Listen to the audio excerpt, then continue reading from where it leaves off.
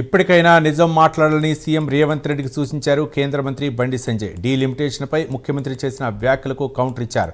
అత్యధిక ఆదాయం ఇచ్చిన వాళ్లకు మాత్రమే సీట్లు, ఓట్లు ఇవ్వాలని సీఎం రేవంత్ రెడ్డి చెబుతారా అని ప్రశ్నించారు కేంద్ర మంత్రి.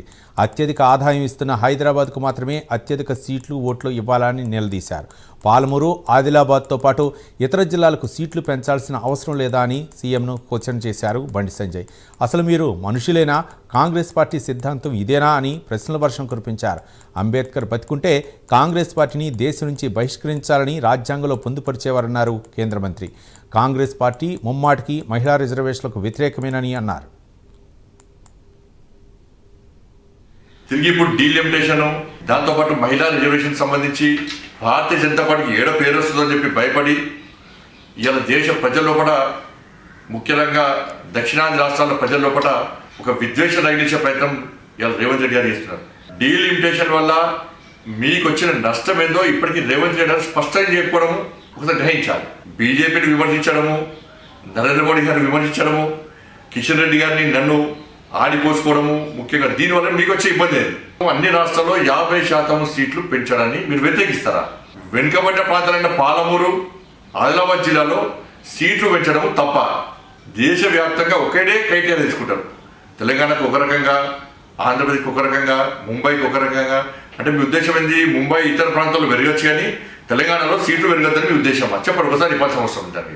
ఇవాళ ఈ దేశానికి రక్ష దక్ష ఇవాళ బాబాసాహెబ్ అంబేద్కర్ ఇచ్చిన రాజ్యాంగం అనే విషయాన్ని ఒకసారి గుర్తుంచుకోండి. మీరు రేపే బాబాసాహెబ్ అంబేద్కర్ జయంతి. అంబేద్కర్ గారి జయంతి ఒకరోజు ముందే అంబేద్కర్ గారి సిద్ధాంతం చంపే ప్రయత్నం మీరు చేస్తున్నారు. అంబేద్కర్ గారు బతుకున్నప్పుడు ఇలా ఇదే కాంగ్రెస్ పార్టీ అందరూ కూడా అవమానపరిచింది. ఇలా అంబేద్కర్ గారు రచించిన రాజ్యాంగంలో ఓటు హక్కు గురించి కానీ డీలిమిటేషన్ గురించి ఉన్న విషయాన్ని మీరు ఒకసారి చదివి వాస్తవాలను ఇలా ఇప్పటికైనా తెలుసుకునే ప్రయత్నం చేయండి. ఇలా వలసపోవడానికి తాను అవకాశవాదిని కాదని సీఎం రేవంత్ రెడ్డి వ్యాఖ్యలకు బదులిచ్చారు కేంద్ర మంత్రి బండి సంజయ్. రేవంత్ రెడ్డిని అంతకంటే కాదని ఎద్దేవా చేశారు. తాను చచ్చినా బతికినా బీజేపీలోనే ఉంటానన్నారు. తాను చనిపోతే తన శవంపై కప్పేది కాషాయ జెండానని చెప్పుకొచ్చారు. వలసవాదులో మేము కాదు. బండి సంజయ్ అనే వ్యక్తి బతుకున్న రోజు కొన్న ఊపిరి వరకు, బండి సంజయ్ చచ్చిపోయిన తర్వాత కూడా నా శవం మీద కమలపు జెండా, కాషాయపు జెండా కప్పుకోవాలని చూసినటువంటి వ్యక్తి, క్రమశిక్షణ గల కార్యకర్త, కమిట్మెంట్ గల కార్యకర్త బండి సంజయ్. ఇది గుర్తుంచుకోవాలి. నేను కోరుతున్నా, తల్లిని అమ్మవారిని కోరుకుంటున్నాను. నేను చచ్చిపోయిన తర్వాత నా శవం మీద కాషాయపు జెండా, కమలపు జెండా కప్పుకునేటువంటి సన్నివేశాన్ని చూడడానికి మీరు నిరంతరం నిండు నూరేళ్ళు ఆరోగ్యాలతో బతుకుండాలని చెప్పి, ఈ సన్నివేశం చూసే అవకాశం నీకు కల్పించాలని చెప్పి అమ్మవారిని వేడుకుంటున్నాను. పాలమూరు నుంచి మల్కాజ్గిరి దాకా వలసపోయినటువంటి పార్టీలు మారిన వ్యక్తి ఇలా రేవంత్ రెడ్డి గారు.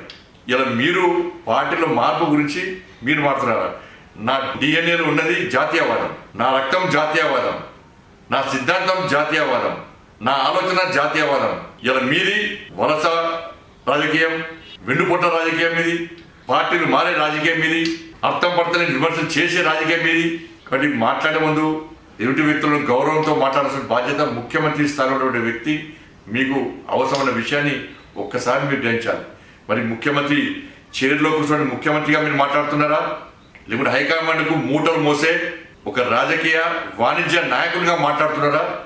ముఖ్యమంత్రి గారు స్పష్టం చేయాలి. కాబట్టి మీరు వలసవాది, మేము జాతీయవాదనం.